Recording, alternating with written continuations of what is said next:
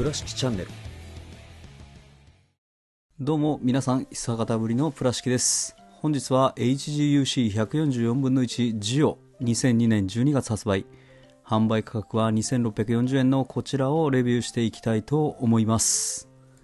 このジオなんですが、先日作ったパラスアテネと合わせてボリノクサマント3体で飾りたいなと思って作り始めたのが始まりだったんですが、ここ最近忙しいのと体調不良なんかもちょっと重なってしまって、皆さんにはレビューこの動画遅れてしまってすみませんという感じなんですが、本日はこのジオどのような感じになっているかをレビューしていければと思います。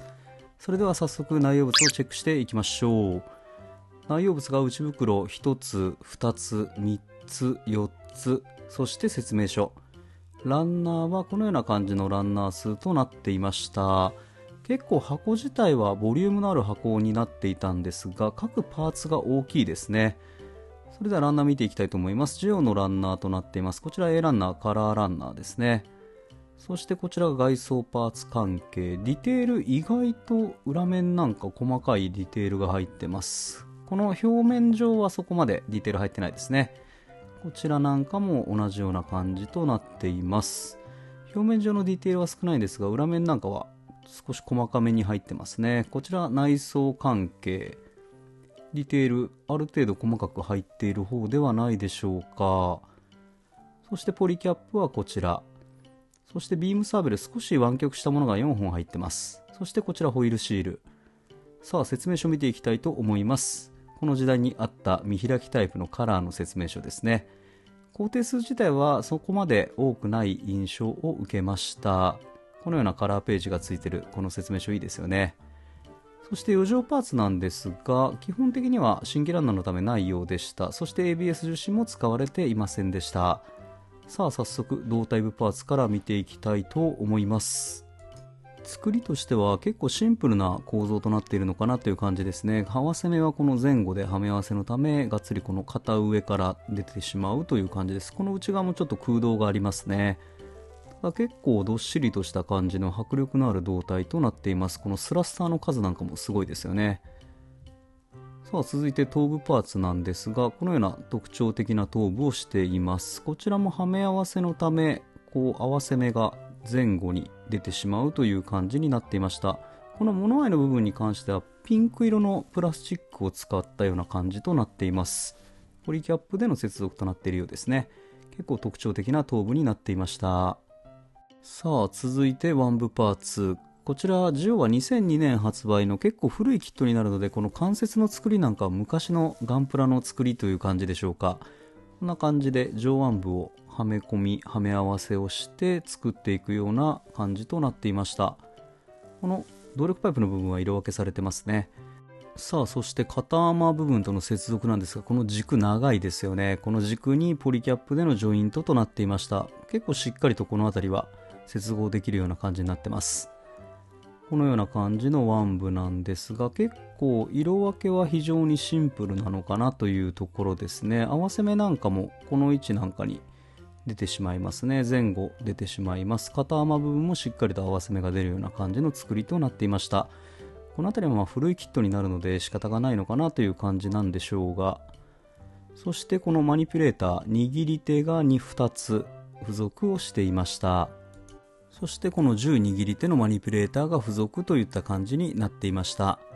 続いて脚部パーツ見ていきたいと思います。個人的に結構この脚部パーツがお気に入りでしたね。この内部このような感じになってるんですが、動力パイプは色分けされています。このような感じの内部のフレームの作りとなっています。合わせ目このようにがっつり出てしまいますね。そちらにこの外装パーツを取り付けていくという感じの作りになっていたんですが、結構しっかりとした脚部、ボリュームのある脚部になっていましたね。動力パイプが内側に少し見えるのがいいですよね。合わせ目なんかはこのように出てしまいます。太もも部分出るような感じ。足裏肉抜きはありませんでした。このような感じの脚部。この動力パイプが動かすと一緒に連動して動くのがいいですよね。この連動している部分なんですが、この位置にパイプを差し込んで下部分にはめ込むという単純な作りとなっていました。こういう感じでただ動くような感じの穴に差し込むという作りとなっていました。単純な構造ではあるんですが、この辺り嬉しいですね。そして外装パーツはこんな感じではめ込むだけの簡単な作りとなっていました。さあ続いて腰部パーツを見ていきたいと思います。腰部パーツ結構しっかりどっしりとしたこの迫力のあるプロポーションといった感じの作りになっていまして、この各スカートそれぞれ独立して動くようになっていました。ディテールなんかも内側細かく入っていますね。そしてこのフロントスカートの内側にはこの隠し腕がギミックとしてしっかりと収納されています。ポリキャップでこのように稼働することができるようになっていました。そしてこのサイドスカートの位置にはこのビームサーベルの持ち手部分ですねが4本分収納できるようになっています。こちらは結構がっちりと入るような感じの作りになっていました。そしてこのスラスターなんかは全部内側緑で塗り分けしなきゃいけないんですよね。そのあたり大変そうだなという印象を受けましたね。このままでもいい人は全然いいんですけど、塗るとなると結構な労力がかかりそうな気がします。こんな感じの腰部しっかり作られていました。さあそれでは武装類見ていきたいと思います。まずこちらがビームライフルですね。モナカ構造で合わせ目がっつりと出てしまうような作りとなっているんですが、このパイプ部分は色分けがされていました。このように後ろ前ともに合わせ目が出てしまうという感じです。そしてこの銃握り手持った時にこのトリガー部分がないのでなんかちょっと残念な感じがしました。そしてビームサーベルなんですが、このように4本分少し湾曲したビームサーベルなのでかっこいいですよね。このビームサーベル。倉敷チャンネル。さあそれではパーツすべて出揃ったので取り付け可動域見ていきたいと思います。まずこの脚部なんですが、ボールジョイントでポリキャップでの接続となっていました。このような感じ。両方つけると結構迫力のある下半身となっていますね。このような感じの作り、どっしりとしてますよね。この後ろ姿なんかもリアスカートがかなり大きいですね。そして可動域なんですが、先ほど話した通りスカート関係は全部動くんですが、このような感じで結構動くのは動くんですが、あまり可動域大きくないので、脚部を前後に動かすっていうのがかなり厳しい感じですね。膝なんかはこのくらいは曲げられるんですが、あまり大きく動くという感じではありませんでした。サイドもこのくらいまでの位置は開くことができます。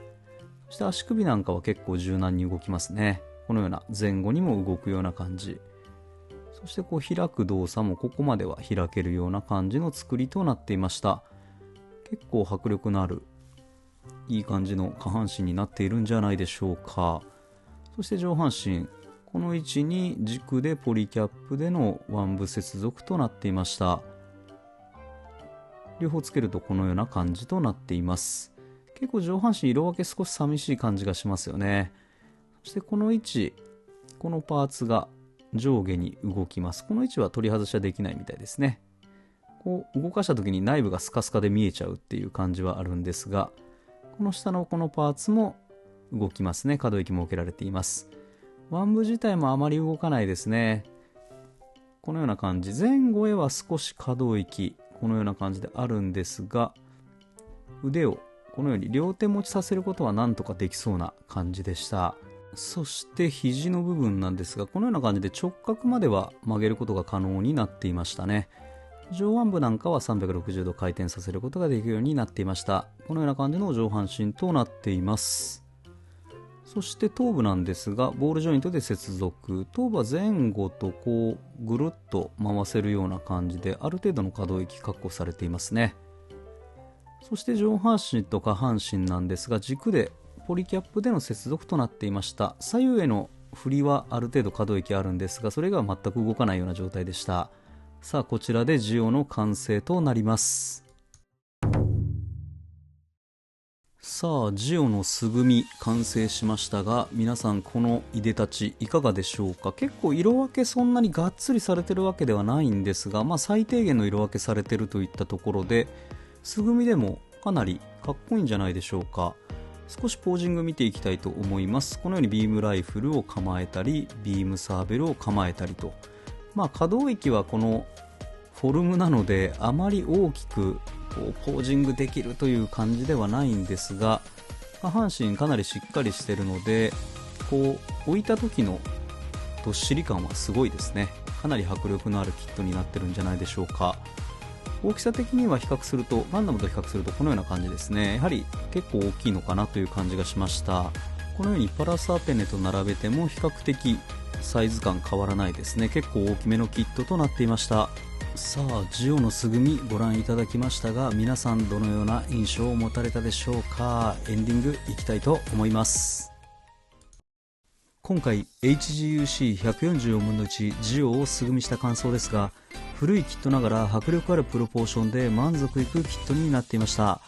難点は古いキットなので合わせ目が出る箇所が多いのと、スラスター内部などの色分けがかなり多いので、しっかりと設定画通りに仕上げたい人には手間のかかる部分が多いのかなという印象でした。